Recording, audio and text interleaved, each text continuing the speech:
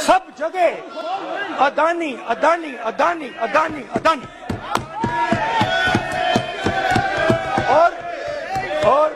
और ये नाम नहीं, और इस नाम के बारे में जब लोग बोलते थे मुझसे तो 2-3 सवाल पूछते थे।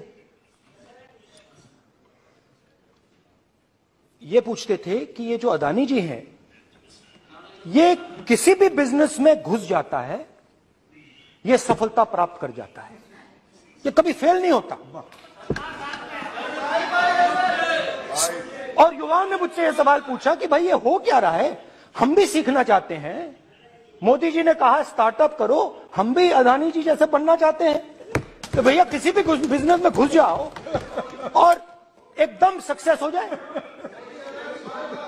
यह पहला सवाल था। दूसरा सवाल था कि ये अदानी जी हैं, ये किसी भी बिजनेस में घुस जाते हैं। पहले ये 1-2 बिजनेस करते थे, अब ये 8-10 सेक्टर्स में काम करते हैं। Airports, data centres, cement, solar energy, wind energy, aerospace and defence, consumer finance, renewables, media. तो उन्होंने मुझसे पूछा कि राहुल जी, हाँ वेट करो, बेटे हाँ, धन्यवाद। पोर्ट्स की बात भी थी।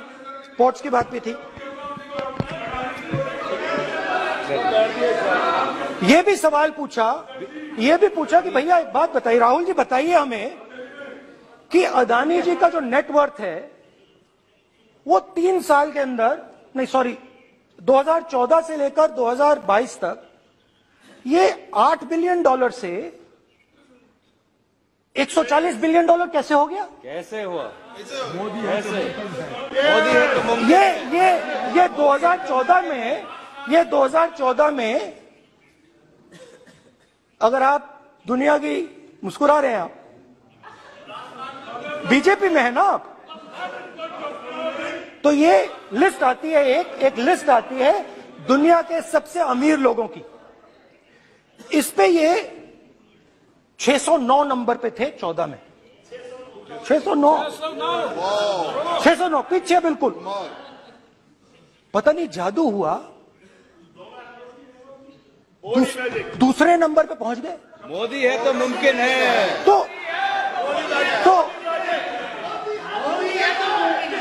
तो मुझसे पूछा यार, बहुत सारे लोगों ने पूछा कि भैया राहुल जी बताइए, हिमाचल में सेब की बात होती है अदानी जी, कश्मीर में सेब की बात होती है अदानी जी, पोर्ट्स की बात होती है अदानी जी, एयरपोर्ट्स की बात होती है अदानी जी, इंफ्रास्ट्रक्चर। अच्छा, हम सड़क पे चल रहे हैं, मैं पूछूं किसने बनाई? अदानी जी। तो लोगों ने यह भी पूछा कि राहुल जी ये जो अदानी जी जो हैं, इनकी सफलता कैसे हुई? ये इतने बिजनेसेस में कैसे घुस गए? इतनी सफलता कैसे प्राप्त हुई? और सबसे जरूरी सवाल, इनका हिंदुस्तान के प्रधानमंत्री के साथ क्या रिश्ता है और कैसा देश जानना चाहता है। तो देश जानना चाहता है। ये देखिए रिश्ता, ये देख लीजिए प्लीज पोस्टर माननीय सदस्य पब्लिक में सर। तो नहीं स्पीकर सर, वो फोटो है सर, वो पोस्टर नहीं है। आप वरिष्ठ सदस्य हैं, प्राइम मिनिस्टर की फोटो है सर, नियम में नहीं, उनका अच्छा चेहरा सदन ने दिख रहा नियम है। बनाया है। उनके वहां पे उनके पीछे अदानी का लोगो है, अदानी जी के हवाई जहाज में घुस रहे हैं। तो मैंने सोचा कि आज के प्रेसिडेंट्स एड्रेस में मैं थोड़ा जो नरेंद्र मोदी जी का और अदानी जी का रिश्ता है उसके बारे में आपको थोड़ा बता देता हूं। प्लीज बताइए। तो वो आप बता देना।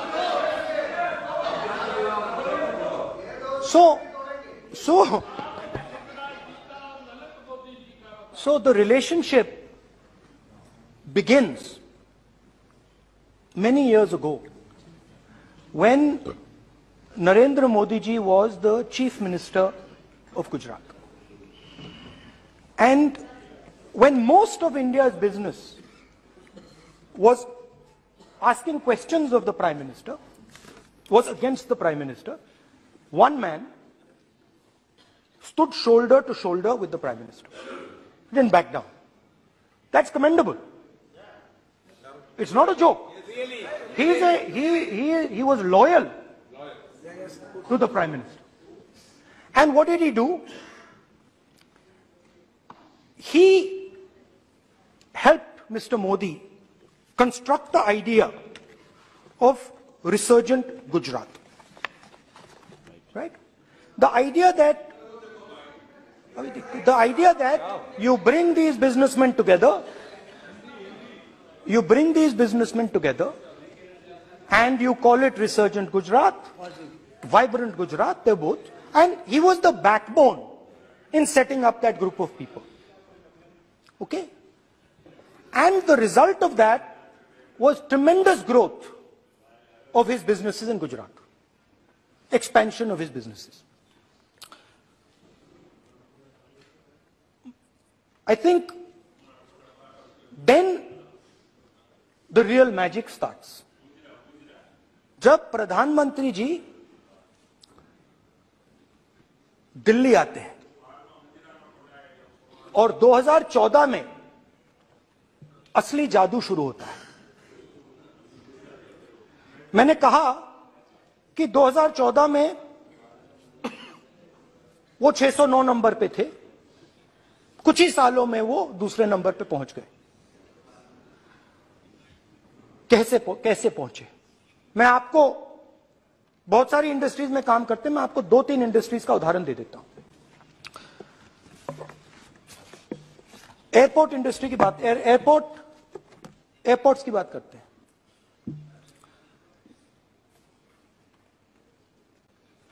कुछ साल पहले सरकार ने हिंदुस्तान के एयरपोर्ट्स को डेवलप करने के लिए दिया। नियम था, there was a rule that anybody who does not have prior experience in airports cannot be involved in development of these airports. नहीं, गलत नहीं बोल रहा हूं।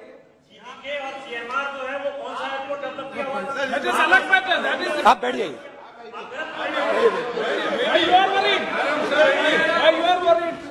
अडानी के डिफेंस में आ गए सर। देखिए, अरे माननीय सदस्य प्लीज मेरी बात सुनो। तो एक मिनट मेरी बात सुनो। ये एक मिनट बात सुनेंगे।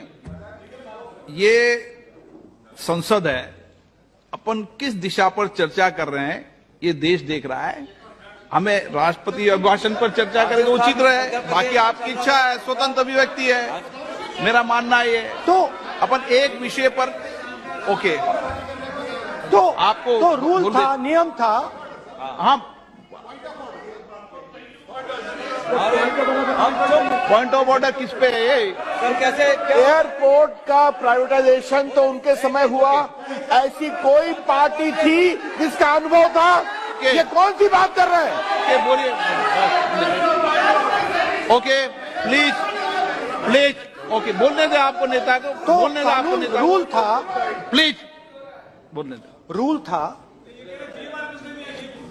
था कि अगर कोई एयरपोर्ट बिजनेस में नहीं था तो वो इन एयरपोर्ट्स को ले नहीं सकता था। इस रूल को हिंदुस्तान की सरकार ने बदला। किसी ने भी बनाया हो रूल था, किसी ने भी बनाया हो रूल था। रूल बनाया किसने बात नहीं है, रूल बदला किसने बात है। रूल बदला गया, किसके लिए? किसने दिया है?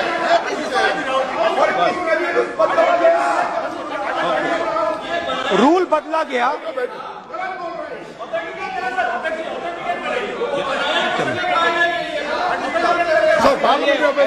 चलता रहेगा क्या सर? रूल को बदला गया। सर बोलने दीजिए। करना चाहिए सर, ऑथेंटिकेट करना चाहिए। चलिए चलिए आप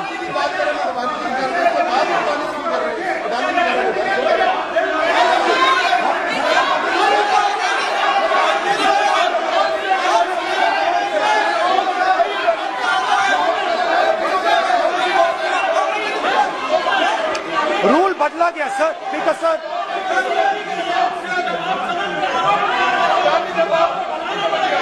बैठे बैठे।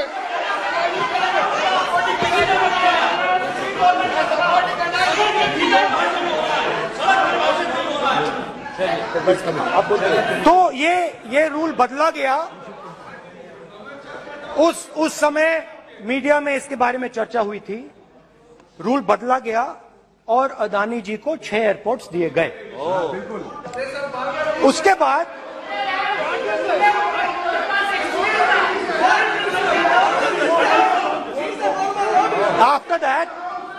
after that India's most strategic profitable airport, Mumbai airport, was taken away by GVK, hijacked by using the agencies. The agencies को CBI, ED का प्रयोग कर GVK पर दबाव डालकर हिंदुस्तान की सरकार ने उस एयरपोर्ट को अदानी जी के हाथों में कर दिया। रिजल्ट क्या आया? रिजल्ट आया कि एयरपोर्ट्स में आज अदानी जी 24% हिंदुस्तान की एयर ट्रैफिक को अपने एयरपोर्ट से निकालते हैं और 31% एयर फ्रेट उनके एयरपोर्ट्स में से निकलता है। अब ये काम हिंदुस्तान की सरकार और हिंदुस्तान के प्रधानमंत्री जी ने फैसिलिटेट किया। तो बताइए, बोलिए विधि मंत्री। और ये जो सर ये हाउस में सर ये बोल रहे हैं, तुम तो ज्ञान बांट रहे हो, बैठ जाओ। सर ये यहाँ बहुत गंभीर मिनिस्टर हैं ये देश ये राष्ट्रपति का उद्बोधन को लेकर एक गंभीर चर्चा हो रही है। जो भी मेंबर कुछ भी बात करे विद फुल रिस्पॉन्सिबिलिटी ऑथेंटिकेट करें। और ये वाइल्ड एलिगेशन अपना एक सोच के आया है, बिना तर्क के ऐसे वाइल्ड एलिगेशन लगाने ये कोई मतलब नहीं है सर। ये ऐसे नहीं बोल सकते और वो सर तर्क रखना पड़ेगा। अगर एलिगेशन लगा रहे हैं तो आपको पूरा डॉक्यूमेंट प्रूफ के साथ आपको रखना पड़ेगा। दे देंगे आप ऐसे बातें नहीं दे देंगे और ये गंभीरता को समझिए। ये डॉक्यूमेंट्री प्रूफ दे देंगे।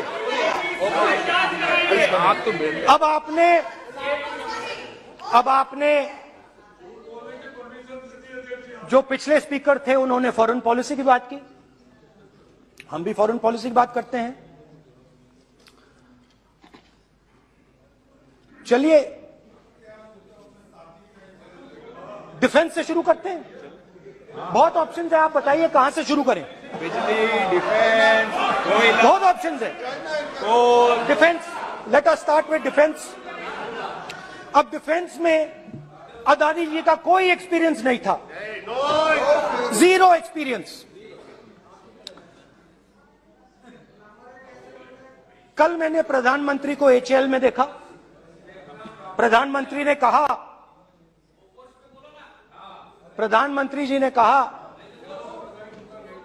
कि गलत आरोप लगाया, मगर रियलिटी तो यह है कि HAL का जो कॉन्ट्रैक्ट था 126 हवाई जहाजों का, वो अनिल अंबानी को चला गया और अनिल अंबानी बैंकरप्ट हो गया। वहां भी फैसिलिटेशन था।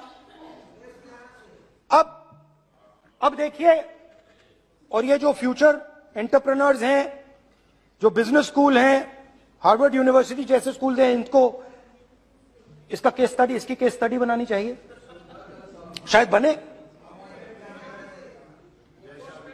How to use government power to build individual businesses, case study.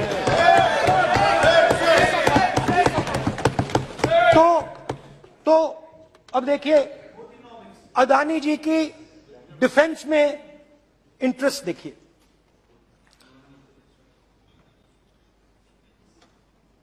Elbit company के साथ हिंदुस्तान में अदानी जी ड्रोन्स बनाते हैं। ड्रोन्स को हिंदुस्तान की एयरफोर्स, आर्मी, नेवी के लिए रिफिट करते हैं। अदानी जी ने यह काम कभी नहीं किया है पहले। एचएएल ये काम करती है।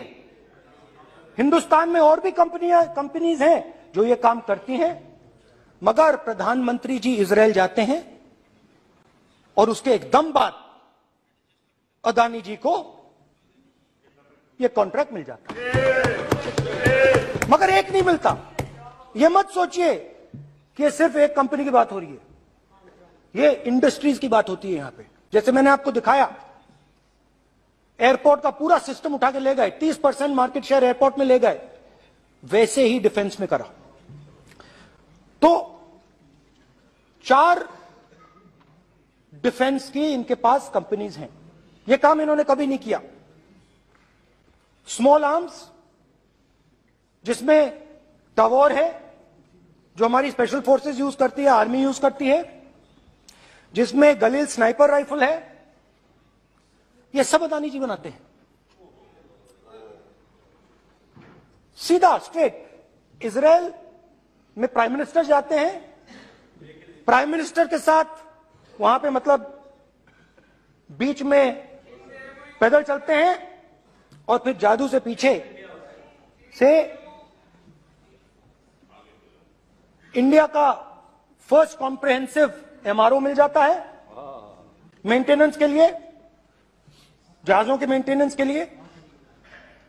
स्मॉल आर्म्स का बिजनेस मिल जाता है, इजरायली जो ड्रोन्स हैं उसका बिजनेस मिल जाता है। मतलब जो हिंदुस्तान और इजरायल का डिफेंस का रिश्ता है वो पूरा पूरा अदानी जी के हाथ में चला जाता है, खत्म कहानी।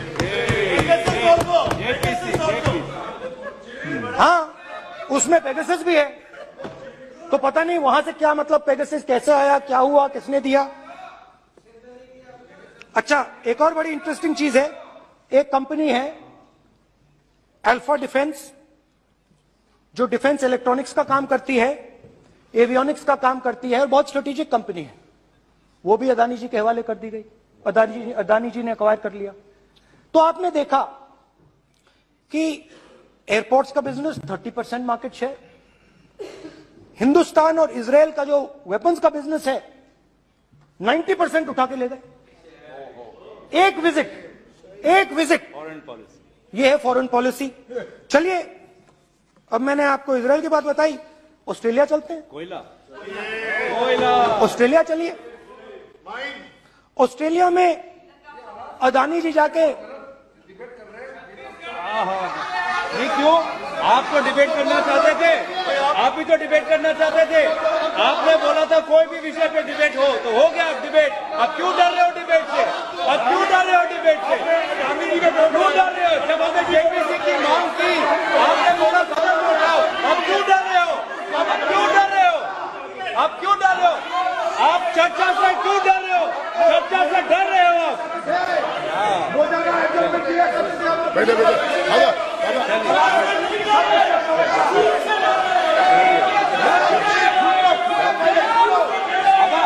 अब सुनना पड़ेगा, अब सुनना पड़ेगा, अब सुनना पड़ेगा। ऑस्ट्रेलिया जाते हैं, प्रधानमंत्री ऑस्ट्रेलिया जाते हैं।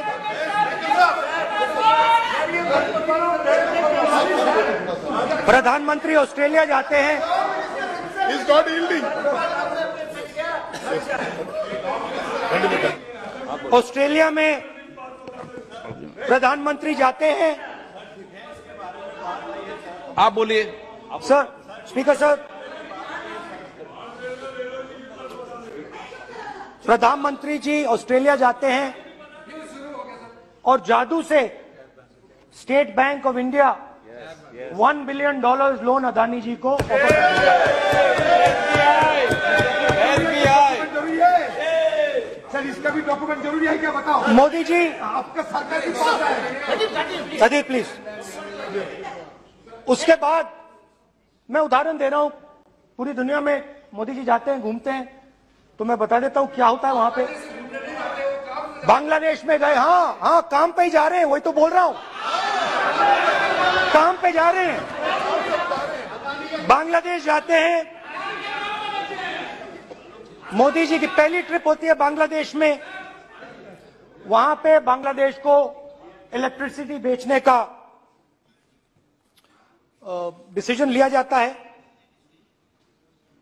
कुछ ही दिन बाद बांग्लादेश पावर डेवलपमेंट बोर्ड 25 साल का कॉन्ट्रैक्ट अदानी जी के साथ साइन कर देता है। 1500 मेगावाट इलेक्ट्रिसिटी का कॉन्ट्रैक्ट अदानी जी। चलिए वहां से श्रीलंका चलते हैं।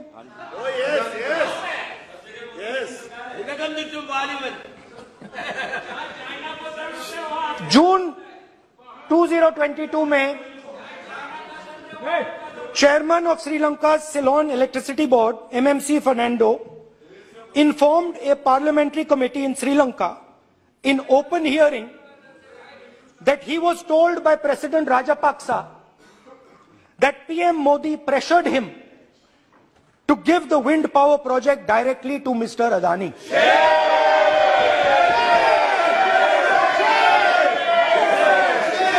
मतलब श्रीलंका इलेक्ट्रिसिटी बोर्ड के चेयरमैन कहते हैं कि उन्होंने राजापाक्सा जी ने कहा कि हिंदुस्तान के प्रधानमंत्री ने उनको कहा है कि ये विंड पावर का प्रोजेक्ट है, ये अदानी जी को देना है। तो ये रही आपकी फॉरेन पॉलिसी। ये हिंदुस्तान की फॉरेन पॉलिसी नहीं है, ये अदानी जी की फॉरेन पॉलिसी है, उनके बिजनेसेस बनाने की फॉरेन पॉलिसी है। अब यात्रा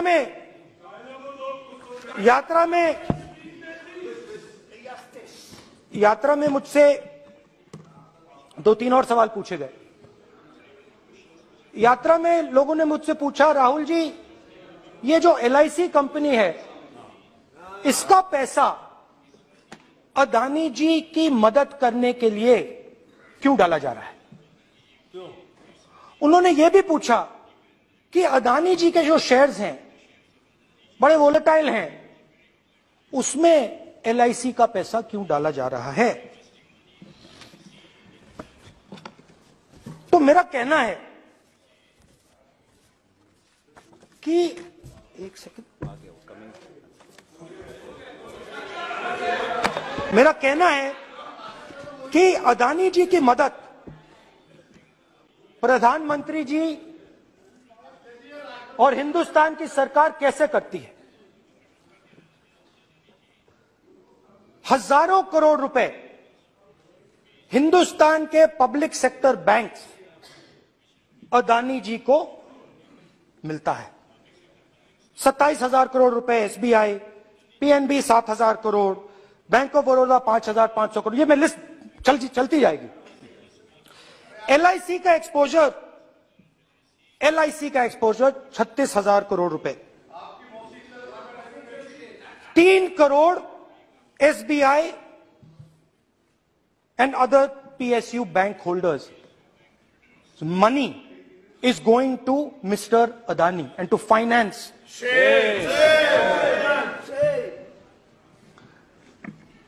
Now, of course, there is another question.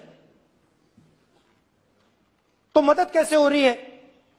Hindustan के पब्लिक सेक्टर बैंक्स का पैसा, LIC का पैसा नरेंद्र मोदी जी, अदानी जी को दिया जा रहा है। अगर कोई सामने खड़ा हो जाता है, जैसे जीवी के लोग खड़े हुए, ED, CBI एजेंसीज आ जाती है, उनको परे कर देती हैं। तेलंगाना में भी एक पोर्ट का उदाहरण था, मगर मेन सवाल और सबसे इंटरेस्टिंग सवाल दूसरा है। कुछ दिन पहले ये हिंडनबर्ग रिपोर्ट आई, उसमें लिखा था कि अदानी जी की हिंदुस्तान के बाहर शेल कंपनीज हैं। ये जो शेल कंपनीज हैं, सबसे पहला सवाल है, ये हैं किसकी? ये किसकी है मॉरिशस में जो शेल कंपनीज हैं? और ये जो हजारों करोड़ रुपया, ये जो हजारों करोड़ रुपया ये शेल कंपनीज हिंदुस्तान में भेज रही हैं, ये किसका पैसा है? और क्या ये काम अदानी जी फ्री में कर रहे हैं? अब मैं ये सवाल क्यों पूछ रहा हूं? क्योंकि अदानी जी स्ट्रेटेजिक बिजनेसेस में काम करते हैं। अदानी जी हिंदुस्तान के पोर्ट्स को डोमिनेट करते हैं। अदानी जी हिंदुस्तान के एयरपोर्ट्स को डोमिनेट करते हैं। और जैसे मैंने कहा, अदानी जी हिंदुस्तान की डिफेंस इंडस्ट्री में बहुत जरूरी रोल प्ले करते हैं। तो मेरा पहला एक छोटा सा सवाल है कि जो शेल कंपनीज हैं, इनके बारे में हिंदुस्तान की सरकार ने कोई सवाल नहीं उठाए? ये कौन लोग हैं?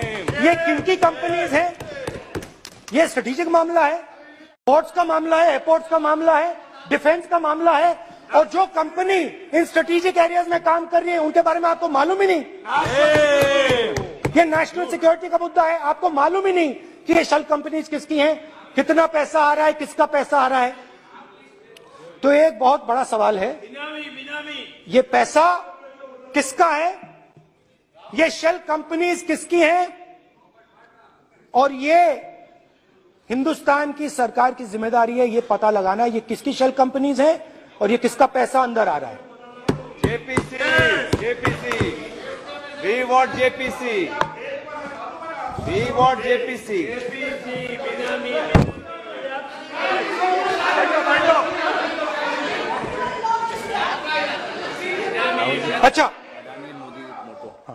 अच्छा अब चलिए छोटा सा बजट के बारे में बता देता हूं। 2022 में अदानी जी अनाउंस करते हैं कि वो $50 बिलियन इन्वेस्ट करेंगे to build the world's largest green hydrogen ecosystem. और इस बजट में बीजेपी की सरकार निर्मला सीतारमण जी कहती हैं हम ग्रीन हाइड्रोजन के लिए बहुत ह्यूज इंसेंटिव्स देंगे। 19,700 करोड़ रुपए हम ग्रीन हाइड्रोजन के लिए देंगे, मतलब अदानी जी को देंगे। जुगलबंदी बजट में अदानी जी के लिए 50 नए airport, coastal shipping, horticulture, grain storage, ये सब काम आप कर रहे हैं। तो मेरे सिर्फ कल प्रधानमंत्री जी आज कल भाषण देंगे, मेरे उनसे 2-3 छोटे से सवाल हैं। मेरा प्रधानमंत्री जी से 2-3 सवाल हैं।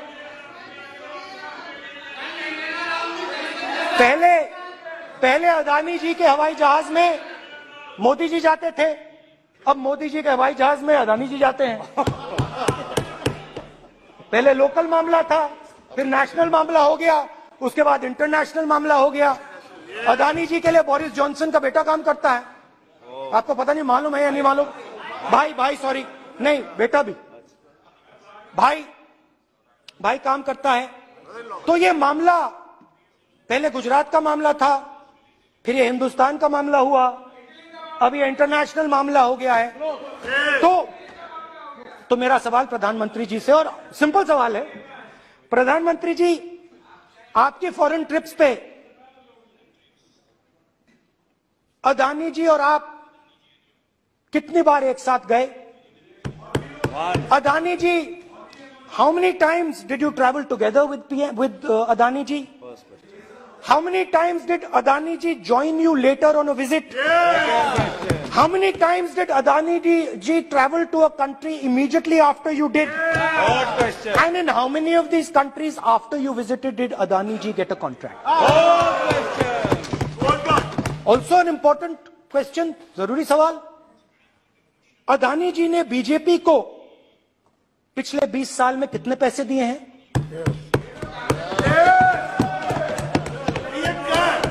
इलेक्टोरल बॉन्ड्स में कितना पैसा दिया है?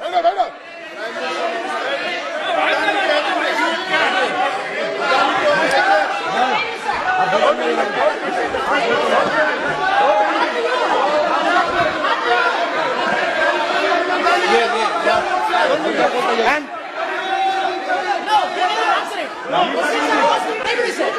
questions are posed to Prime Minister, please.